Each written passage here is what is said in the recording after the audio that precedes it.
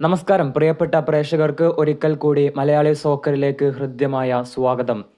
2024 Copa അമേരിക്കയുടെ quarter final മത്സരത്തിൽ ഇന്ന് അർജന്റീനയും ഇക്വഡോറും തമ്മിൽ ഏറ്റുമുട്ടിയിരുന്നു.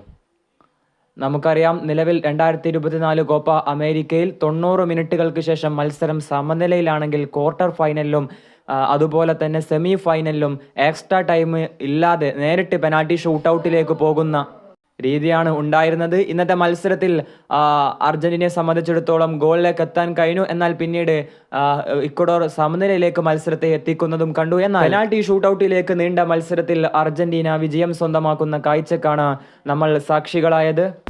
ആദ്യം പെനാൽറ്റി എടുത്ത ലയണൽ മെസ്സിക്ക് പതറിയെങ്കിലും, അല്ലെങ്കിൽ ലയണൽ മെസ്സിയുടെ പെനാൽറ്റി മിസ്സായെങ്കിൽ കൂടെ എമിലിയാനോ മാർട്ടിനസ് എന്ന അർജന്റീനിയൻ രക്ഷകൻ അർജന്റീനയെ രക്ഷിച്ച് കരകയറ്റുന്നതാണ് നമ്മൾ ഇന്ന് കണ്ടിരുന്നത്.